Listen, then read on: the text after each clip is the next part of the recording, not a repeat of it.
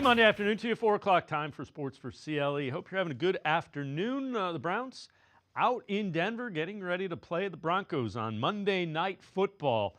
Jameis Winston will again be the starting quarterback. Winston 2-2 on the year with 1,266 yards, 8 touchdowns, 7 of them passing, 1 rushing. QBR, so a quarterback rating, 88.5. That compares to Watson, who played 7 games, had 1,148 yards, 5 touchdowns, and a 79 QBR. Let's welcome him, Jeff Lloyd from the Locked On Browns podcast. Jeff, you look at it, and any way you want to look at it, the offense and the wide receivers have looked better with Jameis Winston. Well, the last, I guess, couple of weeks of, Deshaun Watson still starting. And look, I know this is going to come up again a little later, I think. And why does Kevin Stefanski, but Kevin Stefanski is saying, oh, well, we feel Deshaun gives us the best chance to win. Plenty of people, myself included, well, you know what? Prove it. Let's see somebody else play. Look, you got to stand by your players as a coach. That's just the way it goes. You can't lose your locker room. But I don't think anybody believed it. And you know what? I think it turned out that we were all correct in our beliefs. There's certainly ways to look at this. The pressure just was continuing to mount on Deshaun Watson. Just couldn't find a way to overcome it. Jameis, it's quite obvious. It's just a free personality. I am going to go out there and just try to be the best version of myself. I understand there will be a hiccup or two, but certainly there's a likability factor there. Certainly there is, where Jameis has had stops. He was loved at Florida State. He was loved in Tampa. He was loved in New Orleans. He's really ingratiated himself into the Cleveland community and certainly with the players here. He's playing with nothing to lose. And certainly there are pressures for a guy like Deshaun Watson that come with the exorbitant amount of guaranteed money that he was given. Whereas Jameis, there isn't much pressure. I'm just trying to hopefully continue this dream I've had since I was a child. But also other things. Look, we all know, throw the ball vertically. Well, guess what? Jameis Winston is one of the best things Jameis Winston does is he will take shots. He will throw it vertically. Certainly helps that, we've found a way to get Cedric Tillman more involved, Jerry Jeudy more involved. And, maybe that could have happened, if Amari Cooper was moved, earlier, or maybe perhaps wasn't even, retained for this season at all and moved over the summer. Maybe that would have helped Deshaun. Who knows? But I think if we learned one thing through 4 games is you've got a guy right now, and even the Browns sitting with their record that it is, certainly with only 3 wins to this point, is everybody's a lot more interested right now than they would have been if it would have been the other quarterback still here. And it kind of gives, I think, hopefully everybody, a hope that, maybe that this experiment is behind us and we can maybe start to get excited about who the new signal caller of the future for the Cleveland Browns will be. Well, you mentioned one of the stops Jameis Winston had was with the Saints. His quarterback, Sean Payton, who quarterbacks the Broncos now. So Payton, on what he saw from Jameis Winston when he coached him with the Saints. You felt his arm strength, his size. He's someone that still can step up and go get a first down, on 3rd and 8 if your rush integrity isn't good. And then it was like, all right, here are the things we think he does well. He came in early on, obviously, as an understudy to Drew, and then I think the 21 season he started. Green Bay, I think he tore his ACL versus Tampa Bay. I don't recall. I think we were 5-2. He was playing well. But trying to tailor a game around, all right, again, what he did. And he can make all the throws. There's a natural leadership about him. The players gravitate to him, and we got along well. I mean, as a coach, you're always interested in. This goes back to, Zach Wilson, someone else that was that highly regarded. We'd like to have a chance to coach, and so his time came, and look, obviously the injury was unfortunate, but he had some real good moments in that beginning of that year. And that's the thing that is interesting. How's he going to play against a guy in Sean Payton that knows him and can you get them not to turn the ball over? If you do those two things, you have a middle tier starting quarterback with those two things. Yeah, and I think one also thing you probably going to want to press on for tonight is, look, Denver gets after the quarterback. They got 44 sacks to this point. This team certainly can rush the passer. And, I don't know if I'm going to agree with Coach there that I trust Jameis in a 3rd and 8 situation to pick up the yardage. Maybe a little bit more, 2 to 3 yards, the run we saw on Thursday night, something of that nature. So for Jameis, it's, we'll see how this affects him. We'll trying to play at a quicker pace, a quicker style. Does it help? Does it hurt? Certainly things to monitor for this evening. But everything you heard Coach say is just basically what you've always kind of heard about Jameis Winston. And like those things, it's not something you learn. It's just kind of, you either are or you aren't. And the other thing is you can't turn it off. When you are that type of guy, I mean, if anybody saw, and if you didn't, I highly suggest, I think it was about 7 minutes long of Jameis being mic'd up before the Thursday night game, and somebody was just first snow game he ever played. I'm from Alabama, did you even see? I saw snow. I never played in snow. But you just see, and look, and when you're not going well, that's really a good way to kind of get everybody kind of going, it's tough. I mean, in the grand scheme of things, it probably wasn't the easiest thing to get amped up for that Thursday night game in the snow. Look, players like snow over rain. We all know that. It was Thursday night football. But, you know who you are. You know what your record is. But, when you got somebody like that around you, you're just going to kind of, it's going to affect you too. It's going to get you a little more excited. It's going to get you a little bit more fired up. But, there's definitely some keys tonight. Jameis is going to have to, be smart. He doesn't have Cedric Tillman, but granted, Denver's not going to have their other starter quarterback and Riley Moss as well. Who does that help? Who does that hinder? The way this game goes tonight. But, for the Browns, and again, it's just somebody that you can believe in, somebody that you want to cheer for. And, even though some of the things that come out of Jameis's mouth can be corny at times, or even the point where you're like, what does that even mean?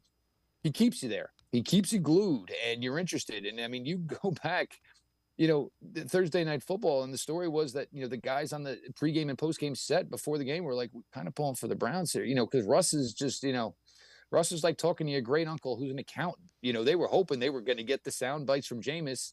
And then the next thing you know, there's a woman probably wearing $1,000 worth of clothes hosting the postgame. And they're all doing snow angels. That just shows you the type of guy that he is. And certainly, makes, for a better version for this team overall as they play. But again, certainly something more likable and certainly something more interested in, willing for fans to come back and root for in what has been a really rough season. Another player that Sean Payton is very familiar with is Jerry Jeudy. They actually traded him to the Browns preseason. Take a look at the numbers for Jerry Jeudy when he was in Denver versus 4 starts with Winston. So with the Broncos, which is 2020 to 2023, 54.4 yards a game, 17.4 yards after catch, 0.16 touchdowns per game, 5.2 targets per game, 3.1 receptions, 59.6 catch percentage. With Winston, almost doubles the yardage, 94.8 yards after catch is up over 10 yards, 27.0. 0.25 touchdowns per game, 9 targets per game, 6 receptions, 66.7 catch percentage. Now, limited sample size, 4 games. Improvement is marked, though, and it's been that dramatic since he got with Jameis Winston.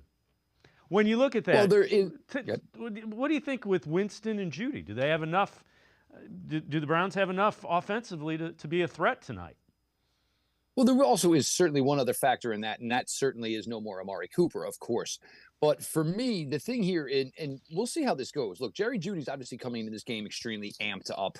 And people are trying to say bulletin board material. What guy doesn't go back to the city where he used to play and say, I want to win? I mean, people just kind of take things and try to make something of them more than maybe necessarily they are. But this can work a couple of different ways. You think with Tillman being out, that Certain is just probably going to follow Jerry Jeudy wherever he goes. The Browns are certainly going to look Jerry Judy's way, but you could also say, we know how good Patrick Surtain is. So are we just going to go 10 on 10 and kind of, understand that maybe that matchup is not going to be one that's going to be in our favor today? Look, it's Monday night. Everybody's amped up. I'm sure Patrick Surtain is going to be amped up to try to shut down his former teammate, just, and then trash talking. And that's why we traded you. That's why we didn't need you. And Jerry Jeudy certainly has a statement to make. Jerry Jeudy is on target to set career bests in many of his, in all of the statistical output to this point. He is trying to show the Browns, hey, I understand you have money to spend next offseason, but maybe we don't need to spend it, in the wide receiver room. It would have been probably crucial to have Cedric Tillman here because I think the growth process for him has been such very, very, important as well. I think he and Jeudy have kind of ascended and went to another level here together. But right now, Jerry Jeudy is your most consistent playmaker. There is just no question about it. And, I'm sure we all thought in a snowy game on Thursday Night Football, the kid who grew up in Deerfield Beach, Florida, all of a sudden would look like a kid who grew up on the frozen lakes of Minnesota. But it shows you, that Jerry Jeudy, some of the inconsistencies that people said he had when he came here from Denver, lapse in his games. There's times where he gets a case of the drops. He did have one early in that game. But all of a sudden, as the snow got harder, Jerry Jeudy just became more and more focused. And, it was interesting in that night. But also, something like that, now you come back this week, no snow, all of a sudden, the football coming your way looks the size of a beach ball. And, maybe you've just gotten yourself into a zone. But it's going to be, it's an interesting matchup tonight. And there can maybe be not much action between Jeudy and Certain, which could have a huge effect on the game. There could be a ton of action between Jeudy and Certain, which would have a huge impact on the game. So it's, Mike, no doubt for me, probably one of the biggest matchups to watch tonight. But in the same respect, it could be a matchup where we don't really get much fireworks. All right, Jeff Lloyd and I are going to step aside, take a quick timeout. As we go to break, Browns some roster moves ahead of the game tonight. They signed rookie defensive tackle Juwan Briggs to the active roster from the practice squad. They also elevated Kadarius Toney and Michael Woods from the practice squad, and they waived Bailey Zappi. Jeff Lloyd from the Locked On Browns podcast and I are going to step aside, take a quick timeout. We head to the voicemail of Truth and Reason when we return. Ted. Hi, Betty. Oh no, you wrapped yourself into a daze. Holidays. You need a break, so I got you Ohio Lotteries Home for the Holidays and Merry Money Scratch-Offs. You could win up to $500,000 or $1 million. Oh, thanks, hon. And they have games on the back. Has anybody seen my glasses?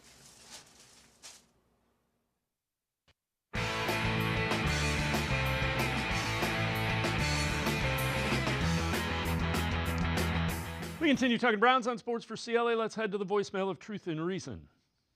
Hey, Dave Frank from Cleveland. Something real quick with the quarterback room. How about we get Jameis Winston signed, bring in a credible quarterback without drafting one, and then you got Deshaun. Let them three go at it, but and then, Jameis is the starter. The guy you bring in number two. Deshaun, here's a clipboard. You'll be inactive on Sundays till you pick up your game some. Let me know what you think. I love you, brother. You and the family be safe. God bless. As always, appreciate all of the voicemails. Jeff, I don't have any issue with that at all. The one thing I think we've seen enough of was Deshaun Watson as a starter.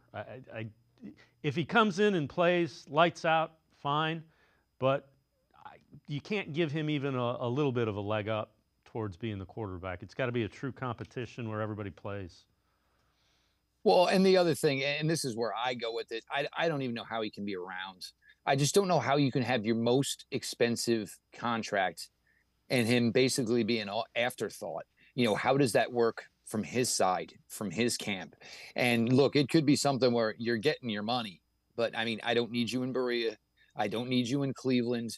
And, and I hate to say it because, you don't want to just ever write somebody off. I would, whether or not you want to keep DTR, that's fine. I mean, I am of the camp where I would draft a rookie quarterback every year. You've seen great franchises do this. Even if the guy turns out to be pretty good and you don't have a spot for him, then you just move him on, get some more picks and keep kind of recycling the entire idea. I just don't know how he even sticks around. And the other thing is, if he is still around and is the most expensive player, is he going to do the things that, number three quarterbacks do? Is he going to be the guy taking notes in quarterback meetings? Is he going to be the guy, aiding Jameis Winston? We all saw the uproar because Daniel Jones was asked to take some reps at scout team safety. If Daniel Jones wasn't a fan of it, I don't think, Deshaun Watson at $70 million or whatever he's on the papers to count against the cap next year is going to do. It's a really, really, uncomfortable situation. And, I just don't know how, because essentially we're talking about this becoming a divorce. I just don't know how you say we're divorced, but it's okay. My ex-wife now has, the spare bedroom in the house. I mean, the money is going to be there. He's going to get his money. There is no way the Cleveland Browns can get out of that aspect. But if he's not the starting quarterback, I don't think there's any reason he needs to even be in the locker room if this goes the way it should go. So this from the Bleacher Report. Thoughts on every team entering Week 13. The Browns. If Jameis Winston continues to jolt them into wins, it could be a lose-lose situation. They could miss out on considerable draft capital while also getting fooled into believing the 30-year-old is long-term answer under center. Difficult closing schedule should help prevent that. I get that. I don't think they would ever view him as a long-term solution, but I certainly don't view any of the quarterbacks as franchise-type quarterbacks. We've been there before. There are some drafts where if you get the top quarterback, you still don't get a guy that can be a long-term solution. And you got to realize when that is. Well, there's certainly several questions with this. And I agree with you. I think there's probably, in my opinion, there's only two quarterbacks that probably should even go in round one. They will certainly go high in round one. The less of you there are, essentially, basically raises the value for Shedeur Sanders and Cam Ward. It's getting harder and harder. And I've talked about this recently with a bunch of other people. Everybody says, well, the NFL has a quarterback problem. It's not the NFL's fault. When you got kids going to 4 universities in 5 seasons, the problem is coming from the college game up. Look, the NFL, you can't just say, oh, well, I won't draft them that high. Because guess what? The other 31 teams will. So you have to roll the dice. Even still, oh, well, this is a wart. We don't like this. And, you understand that, there are probably some deficiencies with these guys' play. Then you have to talk yourselves into how you're going to coach them out of it. Well, when you make the investment, it's where do you stand within the franchise versus the guy you just drafted? Because if it doesn't usually work out, even by a rookie year, somebody's moving on. But look, for the Browns, and also with the draft right now, we don't know where the best of the positions are yet. Browns offensive tackle could be a legit option for them. Defensive tackle could certainly be a legit option for them. These are not something where you're going to go cry in your Cheerios because you didn't get a top 1, 2, 3 or selection in the draft, if those maybe are your biggest positional areas of need. Also, if Kevin Stefanski is coming back, and if Andrew Berry is coming back, and for everybody who says, hey, I want Jameis Winston back somehow, some way, can you maybe say he's the starter with competition, this, that, and the other thing? All good. I'm with all of that. But you want to know what?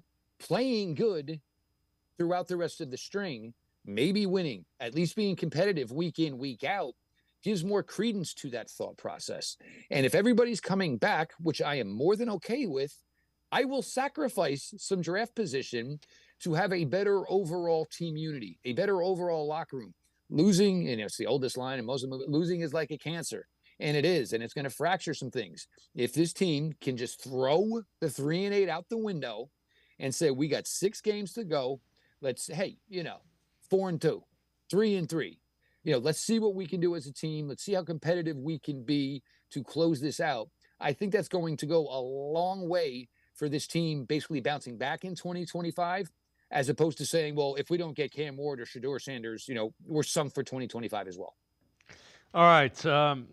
Before we go to break, this is from PFF, NFL Week 13 storylines for each game.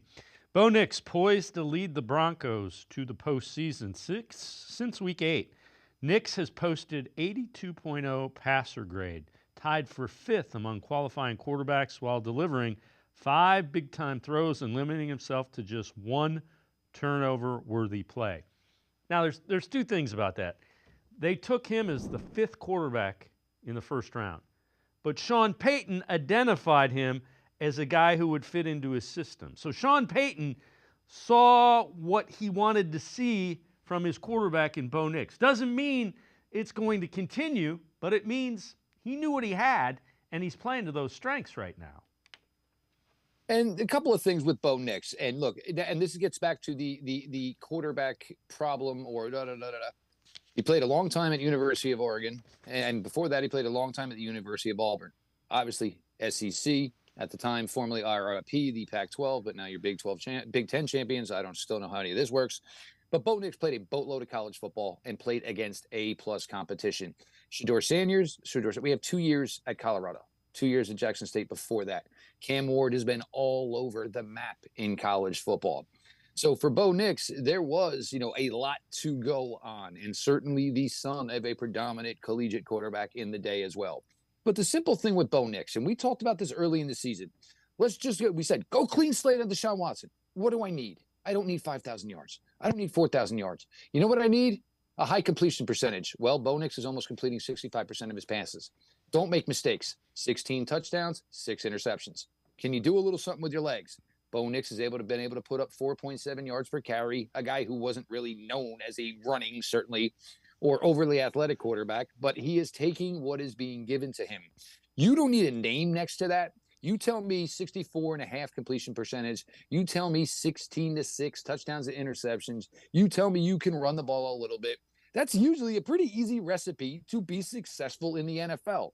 There's not a boatload of Patrick Mahomes. There's not a boatload of Josh Allen's. It's truly special, truly elite is the other. Just play well. Don't play stupid. Play smart. And Bo Nix, as a rookie, is doing that. And, everybody wants to see this highlight. They want to see that highlight. And meanwhile, week in, week out, Bo Nix goes out there. And it's nothing that really wows you. But you want to know what? More often than not, to this point, his team is up when the final gun sounds. Yeah, he just keeps winning.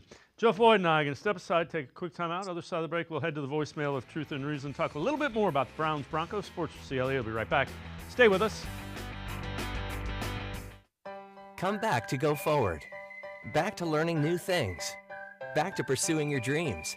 Tri-C has flexible learning options to fit your life. And every year, more than 1,000 local companies provide Tri-C students with real-world learning. The right education can boost your lifetime earning power by hundreds of thousands of dollars. Start now with a college education you can afford. Tri-C, where futures begin.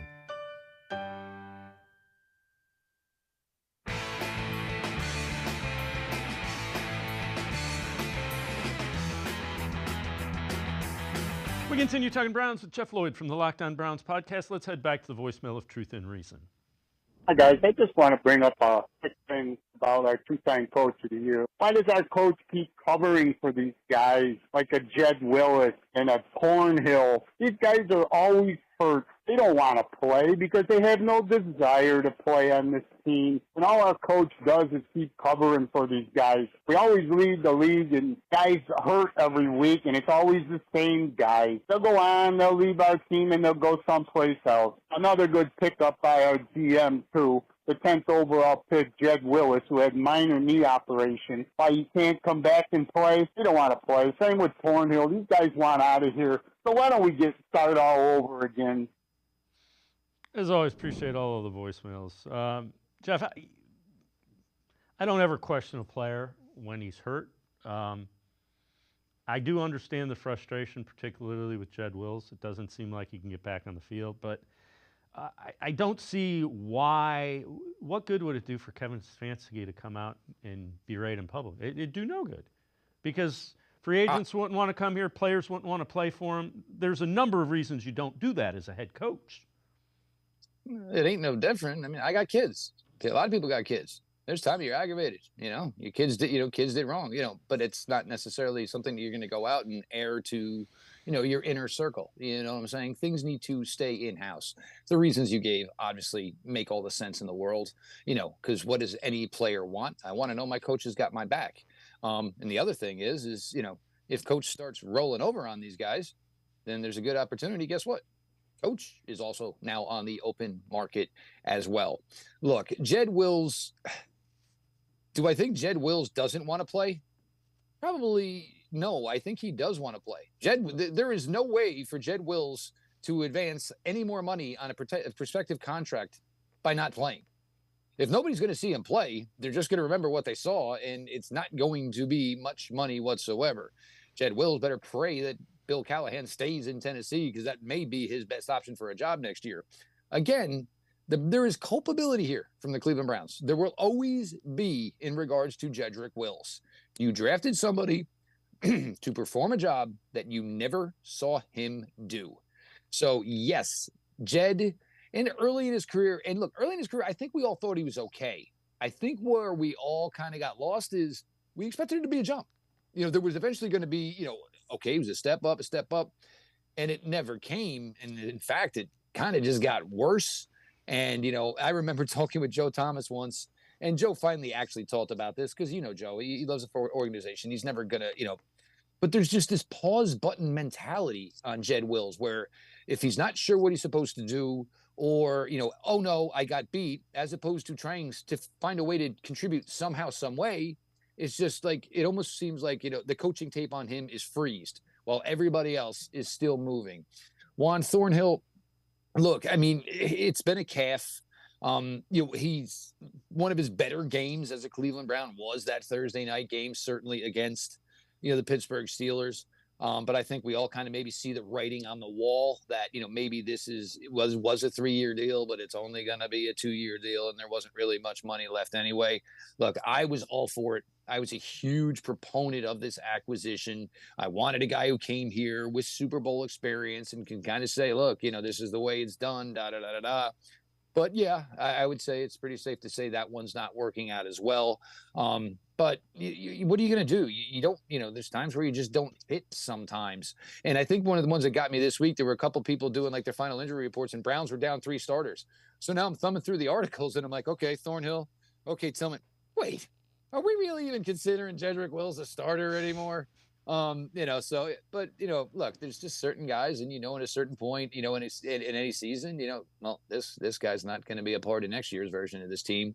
Safe to say that probably both those guys are on that list. And that will tell you more so than coming out and bitching about them publicly. Exactly. That'll tell you exactly what they think. And guess what? Jedrick Wills has got an agent. Right. Jedrick Wills has got a big-time agent. And guess what? That agent hears that, you're rolling over on Jedrick Wills. Yeah, maybe we'll come out to Cleveland on our 4th or 5th free agent visit. No, maybe we won't make it our 1st or 2nd. Right. There's a respect thing, and there's a lot of things that go on behind the scenes that people, at this day and age with all the information that's out there, they should probably know. But, hey, when you just focus on one NFL team and your heart is into it, you choose to ignore it because you want what is best for your fandom and your franchise. So the Browns are heading up to Mile High, getting ready to face the Broncos in a few hours. Tony Grossi, longtime Browns beat reporter, what he thinks Browns need to do. They better be able to run the ball because of this pass rush that Denver imposes and a very strong secondary. So it's going to be very difficult if the score gets lopsided early for Winston to perform like he did against Pittsburgh. Again, that sloppy footing, there's no doubt, helped his cause against Pittsburgh. This defense is pretty good, as we mentioned, for Denver. It's carried them most of the year. And they're hungry. I mean, they field this game and their next game against Indianapolis, and they got it wrapped up. So I think running the ball is going to be important. So, Jeff, what do you need to see from the Browns tonight and moving forward to feel a little bit better about what's going to be anyway? This will be a disappointing season. What do you want to see the last 6 games starting tonight? Well, I mean, there is the interesting point of that, and certainly about the Browns running the ball. Look, hey, you're trying to take it easier on your defense. Look, your offensive line, which hasn't been great this year, offensive line tendencies are usually better in run blocking than they are in pass blocking. It's just the way it goes. But you look at Nick, and Nick's not all the way there. He's certainly understandable, a gruesome injury that he came back from. So, yeah, you'd like to run the ball. But the same thing, though, if I'm getting 2.5 yards a carry, what am I doing? You know what I'm saying? I would rather take more opportunities for 5 to 7 to 8 yard plays by throwing the football. What am I looking for here? Well, one of the ones you talked about before we went to segment 2, Jawan Briggs is up. I want to start looking at some guys here. Like, do these guys have futures? I love the 2 moves they made late last week. Bringing in James Houston, had 8 sacks as a rookie in 2022 for the Detroit Lions. Cam Thomas that year was out of San Diego State, was originally drafted by the Cardinals, traded to the Chiefs, obviously released, now a Cleveland Brown. These are 24-year-old pass rushers. Certainly, guys I want to see, because look, there's opening for 4th and 5th edge rusher on the Cleveland Browns next year. So you want to see, can you maybe get cheap and get a guy in here who can help you? Offensively, you want to see the continued progression of the wide receivers. You want to see Cedric Tillman. Hopefully this is the last game he'll be out. You really want to see, is Jerry Jeudy going to be somebody you can consider as a 1, or are you going to consider as a high-end 2? When I say 1, I mean like top 32 in the NFL. I know so many people, when you say number 1 wide receiver, they think he's not Justin Jefferson. Oh, no, not everybody is. But that's kind of where you're looking at. I think on the offensive line, sadly, we're not going to get to see DeJuan Jones at left tackle anymore. I don't know how you're going to get playing time for Zach Zenter with Wyatt Teller and with Joel Bitonio, but there are some spots on the D-line where we can see some young guys play. Maybe you get an opportunity to play Miles Harden. I know he's going to be out tonight, but do you get some reps for him? He was a day 3 pick for him last year. A lot of people are excited about. Could be a future nickel for this team if somehow, some way things don't work out long-term with Greg Newsome.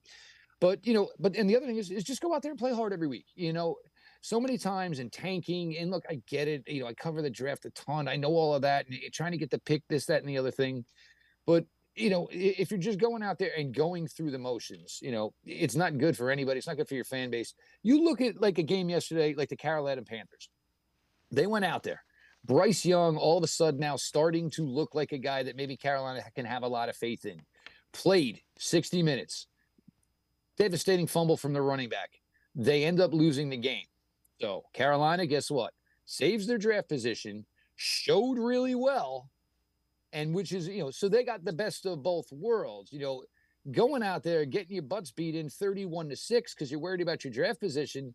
Yeah, but I mean, if you're a stock, if you consider your franchise like a stock, the stock is just absolutely plummeting.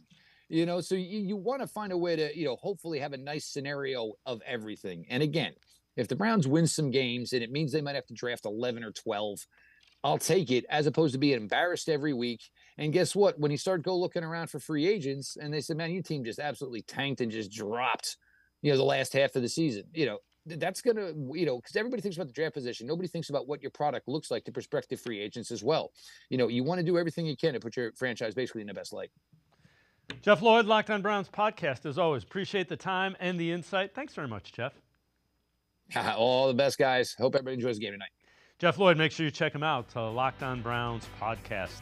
We're going to step aside, take a quick time out. We continue talking Browns. Tim Bielik from the Plain Dealer, cleveland.com, straight ahead. Stay with us.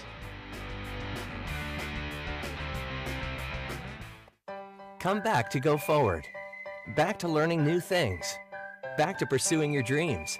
Tri-C has flexible learning options to fit your life. And every year, more than 1,000 local companies provide Tri-C students with real-world learning. The right education can boost your lifetime earning power by hundreds of thousands of dollars. Start now with a college education you can afford.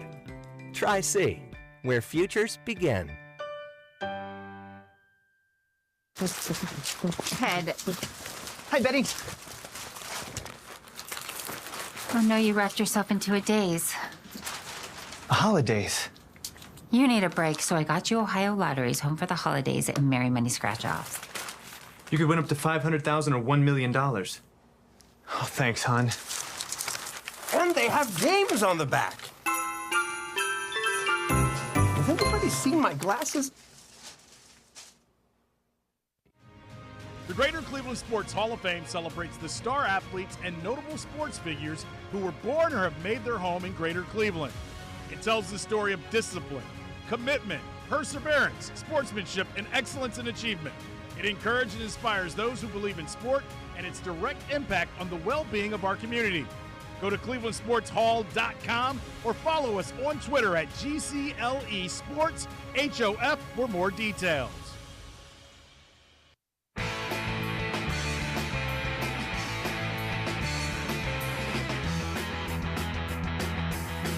We continue talking Browns on Sports4CLE. Let's head back to the voicemail of Truth and Reason. Hey guys, this is about how to get rid of Deshaun Watson. I don't see Deshaun Watson playing another snap for the Browns next year, but you saw how it ended. He's not about to come back for this next year with all the criticism he had and hate and all that. Like, they'll find a way to get rid of him. I know it sounds kind of crazy with the salary cap situation and his contract, but I think they'll find a way to at least him next year. I don't see him sitting out while on the team next year and not playing.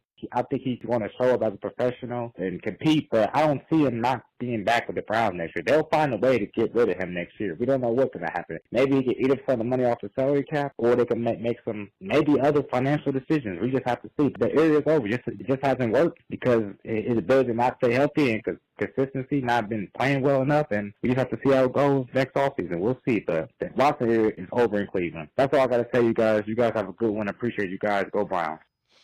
As always, appreciate all the voicemails. Let's welcome in Tim Bielik from the Plain Dealer, cleveland.com. Tim, the issue will be, if I'm Deshaun Watson, I'm taking every last bit of the guaranteed money, especially coming off of 2 years where my body has been significantly beat up. And that's just the reality of it. And the Browns really don't have any way to mitigate the cap hit. Yeah, I think that's just the unfortunate reality of the contract that they signed him to when they were able to trade for him. Even looking at overthecap.com again, I think we talked about this before. If you want to move on from him before next season, if you want to make him a post-June 1st cut, that makes his cap at about $118.94 million. That there's a $46 million increase over the $72+ million cap hit he already has for 2025. So really, that's in addition to having to free up cap room just to have that cap number on there, you had to free up more to get rid of him for next season. So really it's counterproductive because then you're taking away from your own football team for this cap situation. So maybe I keep feeling like he's going to be on the roster in some capacity next season because you almost have to have him on there just because the cap is so high. Just because he's on the roster doesn't mean he necessarily is going to be the starter.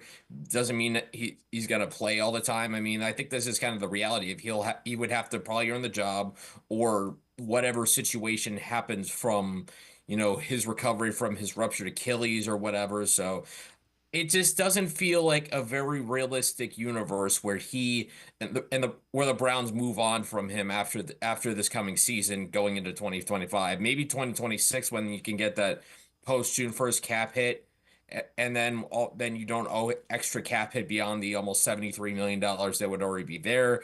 So I feel like because of that, you'd almost have to wait a year just to really kind of move on from him. All right, so Jerry Jeudy, call it the revenge game or whatever you want. He faces the team that drafted him very high in the first round. NFL Week 13 matchup to watch from PFF. Jerry Jeudy against Patrick Surtain. Jeudy peaking at the right time, top 25 receiving grade since Week 8, and a career-best 86.4 grade last week in the win over the Steelers. Surtain has been dominant, holding opponents to just 0.55 yards per coverage snap, third best among corners, with at least 200 snaps, ranking in the top 10 in lockdown rate. Point of reference, Week 8, where they go back to relative to Jeudy, that's when Jameis Winston took over as the starting quarterback. Again, it's going to be interesting to see. It's a tough matchup for Jeudy if it is, in fact, Certain on Jeudy. Yeah, and you would have to figure with Cedric Tillman not being out for this game, that feels like the most likely matchup is Jeudy and Certain going head-to-head. Of course, former Alabama teammates, so they probably know each other very well going back to their days at the University of Alabama. But when you look at Jerry Jeudy, you mentioned how he has really taken off since Jameis Winston has become the starting quarterback. Looking at his stats, he's coming off 4 consecutive games of at least 70-plus yards receiving. Prior to Jameis Winston taking over as the starter, Jerry Jeudy did that twice with Deshaun Watson as the quarterback. So it's clear there's a chemistry between Winston and Jeudy. We saw that in the Thursday night game in the snow, and Jameis Winston kept going to him on those big fourth downs. They hit that third down late. I believe that was also to Jeudy. So there's clearly a connection there, and there's some chemistry built in. The question is, how much does that get mitigated by just how good Pat Surtain is? Because obviously he's one of the best young corners in the NFL.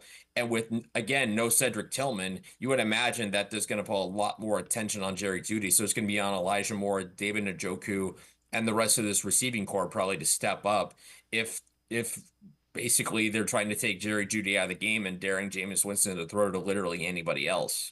So other side of the football, a guy that's playing as well as anybody, at least as well as any rookie, is Bo Nix. And a lot of people feel he's kind of surpassed Jaden Daniels and Caleb Williams as a leader for the Offensive Rookie of the Year.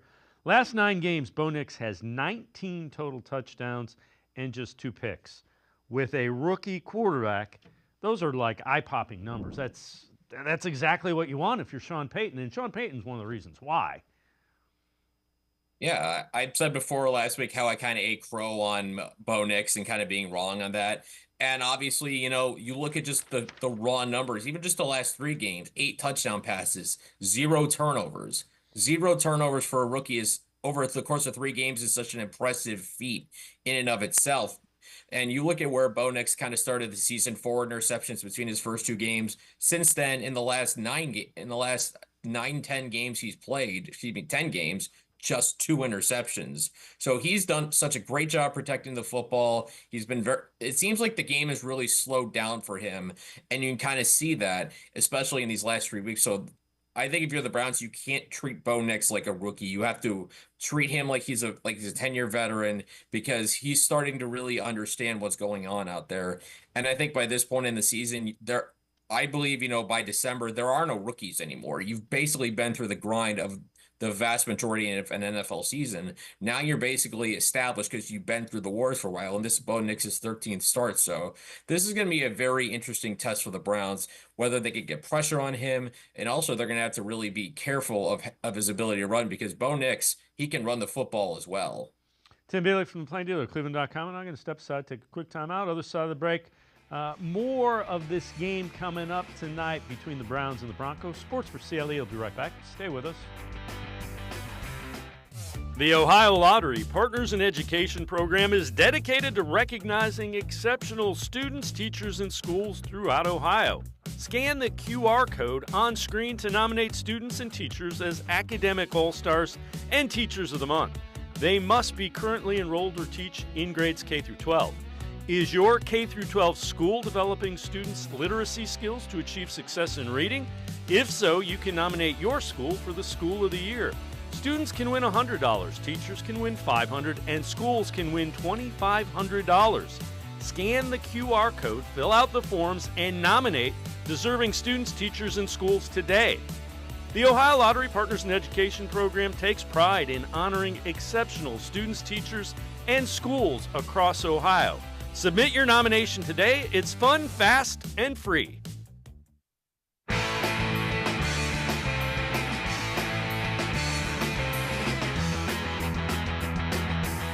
We continue talking Browns with Tim Bielik from the Plain Dealer, cleveland.com. Browns defensive coordinator Jim Schwartz on Sean Payton's offense and how it's helped the rookie quarterback for the Broncos, Bo Nix.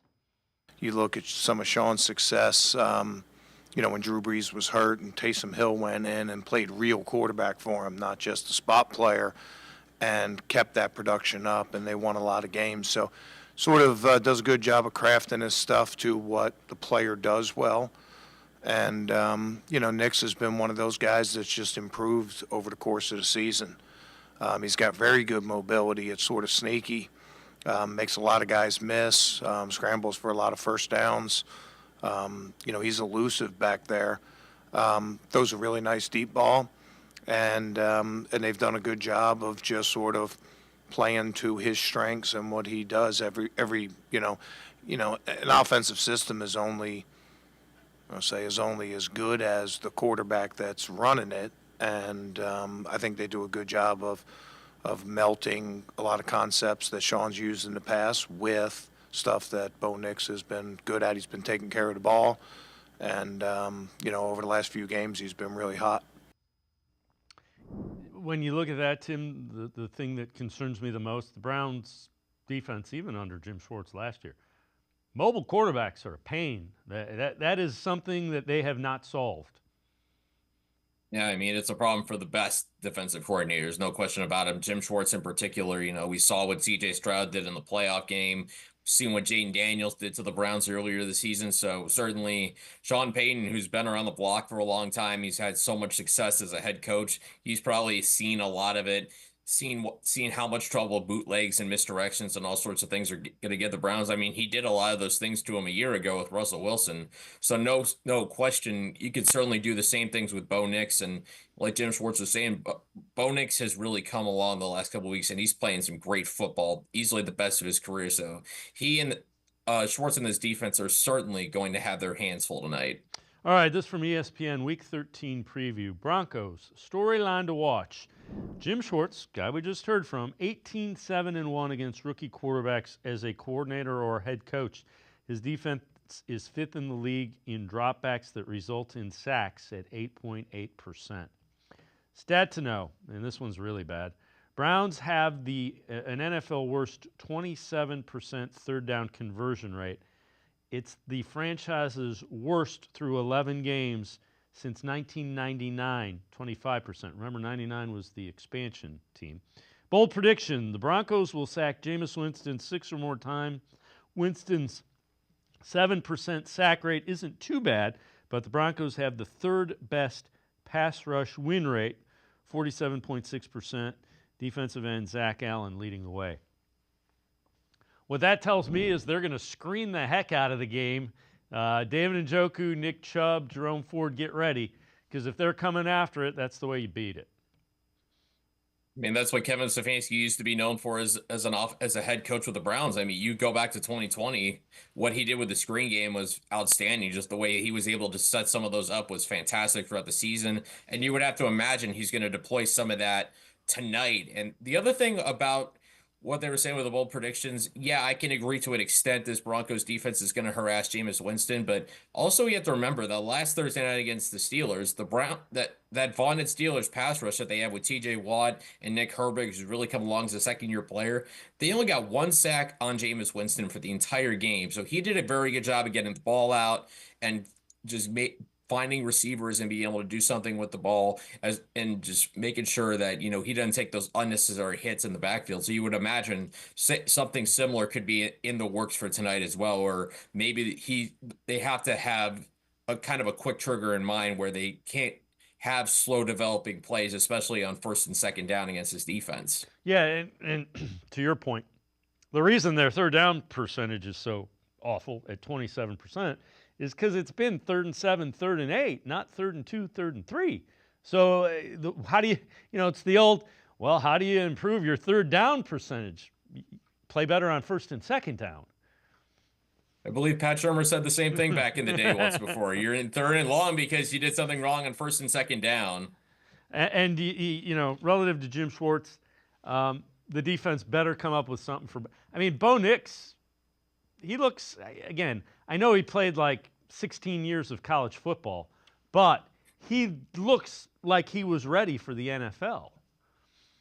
Yeah, and I think that's what, those 5 years of starting experience did. 3 years in the SEC with Auburn. He was great as a freshman, struggled those following 2 seasons. And then he goes to Oregon in 2022, and him and Dan Lanning who really found something to work with those last few years. I mean, again, Oregon was a team that last year could have easily been in the college football playoff were it not for 2 losses to Washington, including one in the Pac-12 championship game. So that's a tremendous amount of starting experience that Bo Nix had. That's a pretty good reason. That's a good example of why he started off so fast in the NFL. Same thing with Jane Daniels. Daniels has started a lot of games in college, and he's hit the ground running in the NFL. Nix maybe took a little bit longer to get going, but now you see some of the stuff that made him a really good quarterback at Oregon.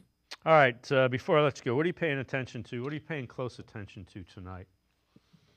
I think offensively, it's going to be, who steps up without Cedric Tillman. We saw how well Cedric Tillman has played, especially with Jameis Winston taking over as the quarterback, had that monster game against the Ravens. And if the attention is diverted a lot to Jerry Jeudy, who steps up? Is David Njoku going to have a monster game and have his best game of the season? He might have to win the game. Elijah Moore, can he make a contribution? Can you get something out of guys like Jamari Thrash, Michael Woods, Kadarius Toney, who are all available for this game? Toney and Woods, of course, being called up from the practice squad earlier today.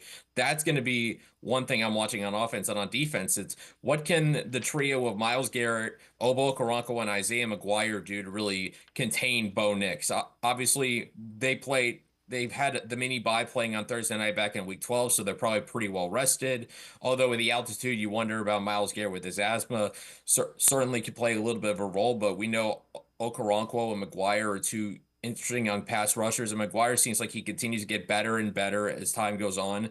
What kind of role can he play? Some young, fresh legs out there to try and get after Bo Nix. I think it's going to be important for the Browns to hold up in the pass rush at the line of scrimmage, and also pass rush smart, not getting out of their rush assignment lanes. You probably don't have to pass rush them like you would Lamar Jackson, where you have to be incredibly disciplined, but maybe that's a smart way to think about it, is pass rush, but pass rush with discipline. Keep him in the pocket, and if he's going to scramble and make a play, then, sometimes you just got to live with it, because he's proven he can do that as well. But if you can limit the opportunities he has outside the pocket, force him to become a pocket passer, I think you have to live with the results there. Tim Bielik from the Plain Dealer, cleveland.com. As always, appreciate the time and the insight. Thanks very much, Tim. Yeah, thanks for having me, guys. Have a good day. All right, Tim Bielik, make sure you check him out. Really good stuff. Plain Dealer, cleveland.com. We're going to step aside, take a quick time out. We turn our attention to the Cavaliers. Ethan Sands, Cavs beat reporter from the Plain Dealer and cleveland.com. Straight ahead. Stay with us. Come back to go forward. Back to learning new things. Back to pursuing your dreams. Tri-C has flexible learning options to fit your life. And every year, more than 1,000 local companies provide Tri-C students with real-world learning. The right education can boost your lifetime earning power by hundreds of thousands of dollars. Start now with a college education you can afford. Tri-C, where futures begin. Ted. Hi, Betty.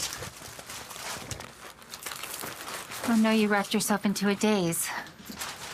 Holidays. You need a break, so I got you Ohio Lottery's Home for the Holidays and Merry Money Scratch-Offs. You could win up to $500,000 or $1 million. Oh, thanks, hon. And they have games on the back. Has anybody seen my glasses? I am powerful beyond my wildest imagination. I will define my future. I will keep challenging myself to improve. Because I am a future leader of this great nation. I will be responsible for raising a beautiful family. And educating not only my generation, but many more to come. I will make a difference in my community. And I will stand up for what I believe in. I will not settle for simply chasing my dreams. I will achieve them. Because I was given a chance. An opportunity. A home. At Family, Career, and Community Leaders of America. The ultimate leadership experience. FCCLA has been one of the greatest experiences of my life. It's made me who I am today. Join us. We'll build a new future together.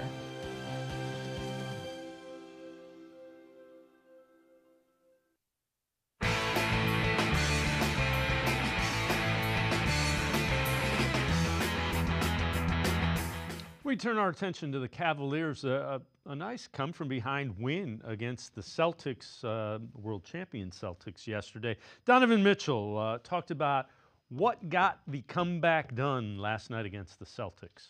I mean, that's what we want to be. You know what I mean? I think you always want to get a team back when they beat you, regardless of who it is, and, just continue to have our imprint on the game. And, at a night like tonight, man, it comes from so many different people, different ways, and that's the biggest thing, is we could have easily just folded and said, like, you know what, they got it, JT had a hell of a game, but also the third quarter, making his imprint, and for us to just continue to battle and fight and claw, that's what it's going to be, and if we see these guys in the playoffs, it's going to be the same thing again. So, like, just continuing to believe in each other, and we all did it, throughout the game. I think that just speaks to the growth of our group, you know what I mean? I think, you go back when I first got here, obviously we're younger, we're not as familiar with each other, you kind of, fold in those situations, and not just that you want to, it's just like the inexperience. And now when you're growing and continue to build with the team, when you go through moments, that third quarter kind of felt like game 3, when it was like I was just watching it too, to be honest. They went from like 2-point game, we had 48 points, and it was like 71-48 within like 4 minutes, and we didn't respond. They made a run, we didn't respond. So like that, you're just seeing the growth. And that's the biggest thing I feel like is for us, just continuing to build. Like I've been telling you, like if we continue to grow and continue to learn from these different things, that's really what it's about. With that, let's welcome in Ethan Sands, Cavs beat reporter from the Plain Dealer, cleveland.com. Ethan, what stood out to you? They're down 12, 14 points in the third quarter and battled and found a way to win. What stood out about the comeback? It's how everybody was involved from the beginning, Dave. It wasn't just that Donovan Mitchell became who he is and who he's known to be, which is MVP caliber in that fourth quarter. It was him struggling in the first half and the Cavs players surrounding him being able to have his back, right? We talk about Darius Garland having 15 points in the first half, and Donovan Mitchell missed his last two free throws, two in a row, to end the second quarter. And he talked about it after the game. Darius Garland said there was kind of a look from Donovan after that moment saying, hey, I don't know what I just did in that last half, but I'm going to turn it up in this next half. And that's exactly what he did. He had 30 points in the second half, 20 of those coming in the fourth quarter. But you also got to look about the smaller ways that other players were impacting the game. We talk about Darius Garland's offense in the first half. He was hunted relentlessly by Jason Tatum on the offensive end, and it found a way for Darius to show himself as a defensive player, somebody who was 6'1", going up against a 6'8" power forward in the NBA, potential MVP candidate in Jason Tatum, and holding his own. Obviously, he's going to give up some buckets on that end, but being able to wall up and play defense to a high level, those are different things. And then you talk about Isaac Okoro hitting shots, something that he struggled to do in the Boston Celtics series in the playoffs, now showing that he's able to be a roller, be used in different areas on the offensive end, which makes it difficult for defenses, especially the Celtics, to disrespect him, because now you're talking about switches, now you're talking about getting open into the half roll, all these different things. And then Evan Mobley, who struggled in the first three quarters of the game, coming back and having 7 points of his own in the fourth quarter to help Donovan Mitchell close that game out. So what have you noticed defensively that causes the Cavs some challenges when you look at it over the? I mean, the Hawks game and the Celtics game kind of, showed some things that I think they're probably going to pay attention to. What have you noticed? You can go back to the Boston Celtics game earlier into the season more than the one last night, because we talk about how the Celtics are moving the ball around. And obviously, we don't want to take any credit away from the Cavs. The Celtics are a tough team to beat with whoever they have on the floor, but it's a different wrinkle when you have Derek White and Jaylen Brown out of the game for them. So you look back more so to that first game against the Boston Celtics, where they're able to move the ball so quickly around the defense, all these different things, and the Cavs were caught over helping, which led to open three-pointers. Joe Mazzulla, the head coach of the Boston Celtics, said it last night. They know that they're moving the ball well when guys like Al Horford get 9 or 10 threes a game, right? So if the Cavs are going to allow these guys that are not known as shooters, but are going to be open and get open looks, and obviously they're NBA players, so they're going to knock those down, to get those looks, then it's going to be harder for them to have success on that end of the floor, especially when it comes to teams that want to get up 53s a game, like the Atlanta Hawks, like the Boston Celtics.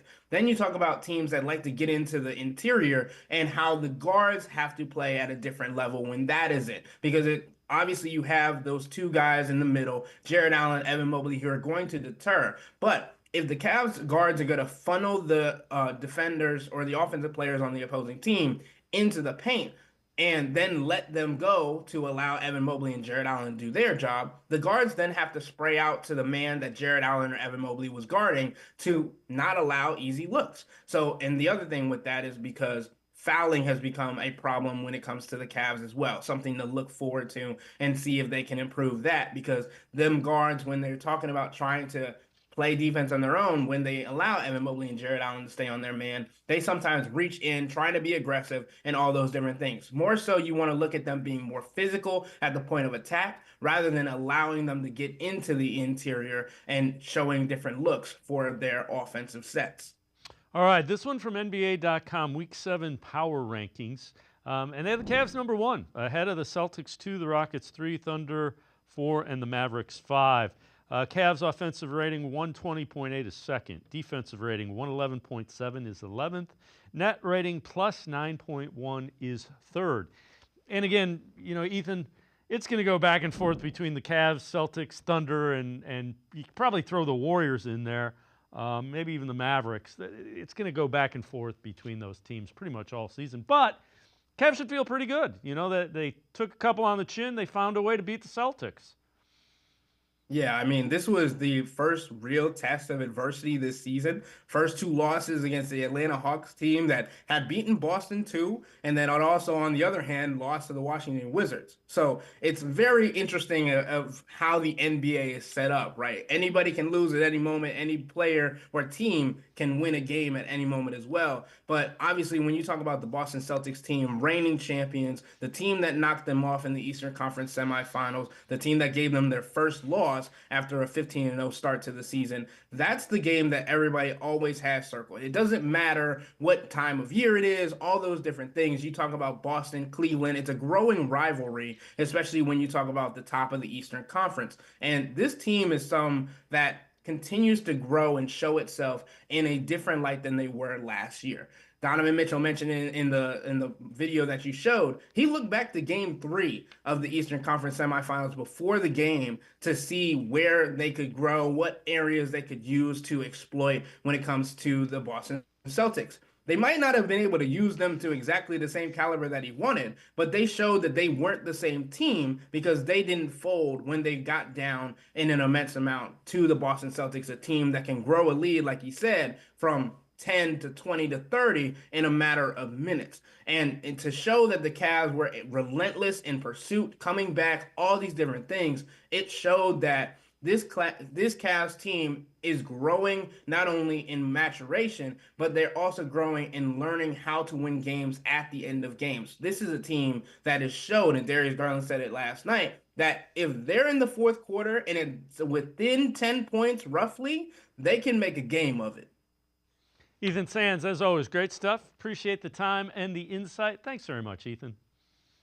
Thank you for your time. Ethan Sands, make sure you check him out. Cavs beat reporter for the Plain Dealer, cleveland.com. Always really good Cavs stuff. It's going to do it for this edition of Sports for CLE. We'll see you back here tomorrow at 4 o'clock. Have a great night, everybody. See you tomorrow at 4 on Sports for CLE.